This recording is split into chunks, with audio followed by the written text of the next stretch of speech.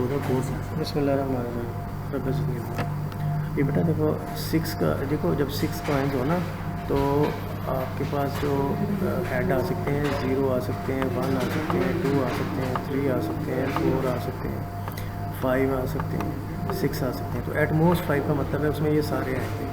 तो बजाय इसके हम ज़्यादा के चक्कर में पड़े हम फिर इसकी प्रोबेबिलिटी फाइंड कर लेते हैं और 1 में से इसको माइनस कर। तो एट मोस्ट 5 का मतलब है 1 माइनस 6 हेड्स, 6 हेड। तो 1 माइनस 6 हेड, तो यहाँ बेटा ये आएगा 6 आएगा। 6 के 3 हेड इतने दफ़ा आ सकते हैं। वो अलग बात है कि 6066 इसका एक ही आंसर। ठीक है बेटा, ये आपको समझ आ गई होगी उम्मीद है। आगे चलते हैं, अगली एग्जांपल बड़ी इंटरेस्टिंग है, 2 डाइस वाली। अच्छा बेटा ये है कि 2 डाइस आर रोल। जब 2 डाइस रोल्ड होती है ना तो जो सम ऑफ डॉट्स होता है ना वो कम से कम 2 होता है। फिर 3 4 5 6 7 8 9 10 11 12 तक जा सकते हैं। 12 तब आता है जब दोनों छक्के हों, दोनों छक्के हों। 2 उस वक्त आता है जब 1 1 हो। 12 का मतलब होता है पहली डाई पे पीछे, दूसरी डाई पे पीछे। और ये 2 उस वक्त आता है पहली डाई पे भी 1, दूसरी डाई पे 1, बाकी इसके दरमियान है।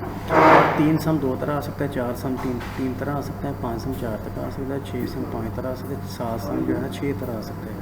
ये 7 सम वही है जो आपके मेन डायग्राम में पड़ा होता है। और फिर ये 5 दफ़ा 4 दफ़ा 3 तरह, 2 तरह और 1 तरह। आप देखिए उसने कहा सम एट लीस्ट 3, तो उसमें 3 और से बड़े सारे आ जाएंगे जो मैंने बॉक्स में बंद किए हुए। तो इसका मतलब जो बाहर रह गया वो 2 ही है। तो 1 माइनस सम 2 की प्रॉपर्टी निकाल लें, 1 माइनस 1/36 दैट्स ऑल।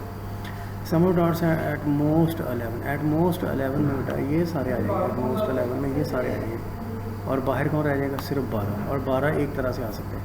तो इसलिए ये भी सम एट मोस्ट 11 में भी 1 माइनस सम इस 12 1/36 में 35 आ गया। अब आपकी अभी आ रही है एग्जाम्पल 36, एग्जाम्पल 6 इसको बिस्मिल्लाह।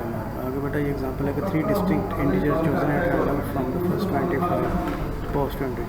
Compute the probability that their sum is even, their sum is odd, their product is even, their product is odd.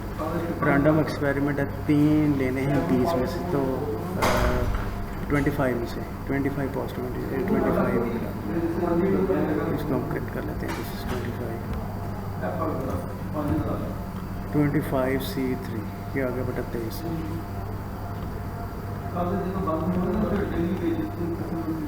Among the first 20 post 20 how many even बेटा इसमें से आधे होंगे। तो 12 फिर ये 5 और इसका आपने ना फ्लोर लेना बेटा।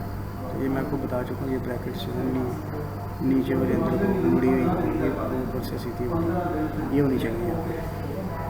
12 number of among the number of odd integers in the first 25 ये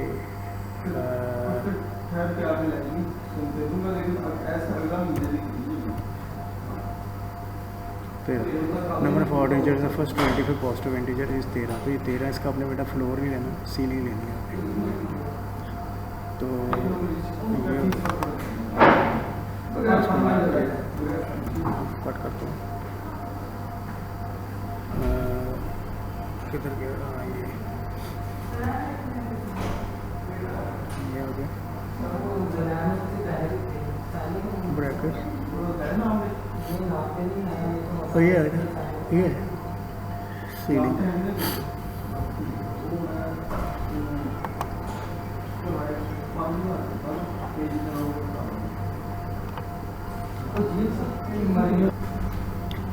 अच्छा बेटा among the first 25 post 20 how many are even. तो 2 पे डिवाइड करेंगे और जो आंसर आएगा उसका हम सीलिंग लेंगे, फ्लोर नहीं लेंगे। ये 13 उसमें होंगे। Hence number of odd integers among the first अच्छा तो 25 में से डिविजिबल बाय 2 जो है ना वो इवन होगी, 25 बाय 2। अच्छा बेटा आपको पता है कि अगर डिविजिबल बाय 2 देखने हो तो कैसे देखते हैं? तो 25 को 2 पे डिवाइड करके उसका फ्लोर लेते हैं। सॉरी पहले जो भी बात होगी उसको छोड़ दें। 12.5 इसका फ्लोर 5, इसका मतलब इवन 12 है। 25 में से जो इवन है ना वो 12 है, डिविजिबल बाई 2 12 है, तो यानी कि इवन 12 है। इवन वही होता है जो डिविजिबल 2 होता है। तो इसका मतलब द ऑड इंटीजर फर्स्ट 25 में वो 13 है। ठीक है। Let A be the even the sum of 3 integer even. तो 3 इंटीजर का सम कब इवन होगा? या तो वो सारे इवन होंगे तब होगा, ये देखिए सारे इवन, 12 इवन में से सारे के सारे इवन, या 2 ऑड हो और 1 इवन हो। 2 ऑड का सम इवन हो जाएगा, ये ऑड 13 ना, 13 में से 2 आ गए, तो इन 2 ऑड में से 3 और 3 का सम 6 इवन होता है, और उसमें एक और इवन भी डाल जाए तो भी इवन रहता है। तो ये बेटा ये 2 पॉसिबिलिटीज़ हैं जिसमें आपको जो सम है वो इवन मिलेगा, या तो तीनों इवन हो या 1 इवन और 2 ऑड हो। अब इसको आपने सॉल्व कर दिया। 30 से 1 होता है, 12 से 3 आपने कैलकुलेटर से देख लिया, 220 होता है, और 13 से 2 आपने कैलकुलेटर से देखा, उसको 12 से मल्टीप्लाई किया, ये 936 आया, जमा कर दिया है, तो प्रॉबिलिटी ऑफ ए पे हो गया। ए का मतलब है कि सम इज़ इवन। वो बताइए, ये आपको आसान है। Favourable outcomes square by total outcomes. B that sum of 3 integers odd. देखिए ऑड उस वक्त होगा जब इवन नहीं होगा, तो ये इवन की प्रॉपर्टी है, सॉरी ये इवन की प्रॉपर्टी। ऑड की होगी दिस माइनस, ऑड की प्रॉपर्टी होगी 1 माइनस प्रॉपर्टी ऑफ इवन, तो ये आपने माइनस किया, तो स्ट्रेट फॉरवर्ड आ। आगे है their product is even. C product even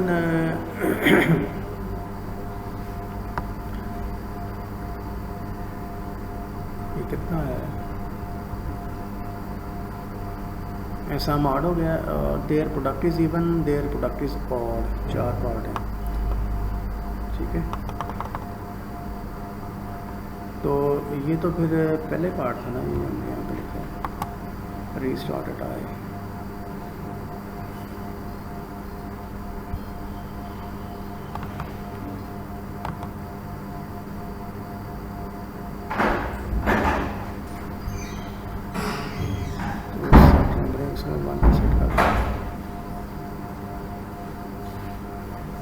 पहला पार्ट, ये पहला पार्ट था सामने से, 2 था सामने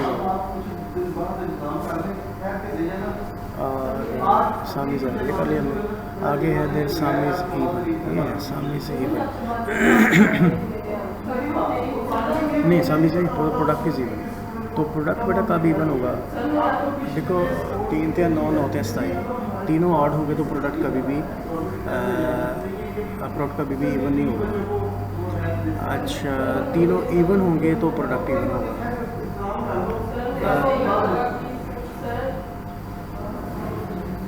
product of 2 numbers even, 2 numbers is even, product of 2 odd numbers is odd. और ऑड नंबर को अगर आप इवन नंबर से ज़रूरत देंगे ना, जैसे 13 को 2 से ज़रूरत दी तो 26 आ जाएगा, इवन ही आंसर आ जाएगा। पर 2 number is even, product of 2, ये प्रोडक्ट ऑफ 3 की बात मेरा ख्याल कर रहा है।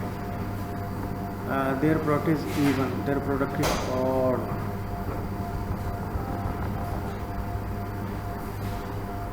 तो यहाँ ऑड की बात कर रहे हैं।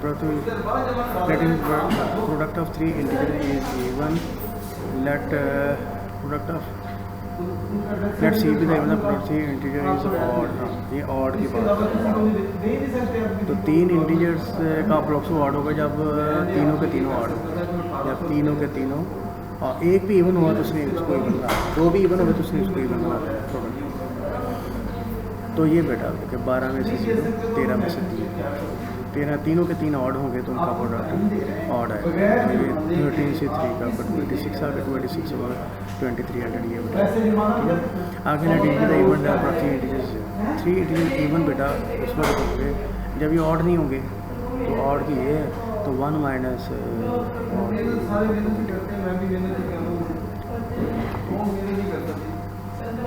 दैट्स ऑल बेटा। ये मैं आपको बताना चाह रहा हूँ कि ये जो आपको मैंने काम करवाया ना, ये इसका ताल्लुक जनरल प्रोबेबिलिटी से है। ये कोई अलहदा से मतलब इसका यूज़ लॉ ऑफ कॉम्प्लीमेंटेशन का आपने उस वक्त करना है जैसे ही आपको मैंने ये सिचुएशन बताई है उसमें, जैसे आपने ये कर लिया, अगर आप इस तरह से करके तो मुश्किल होता है, ठीक है ना। तो ये कॉम्प्लीमेंटेशन लॉ का इस्तेमाल है आसानी।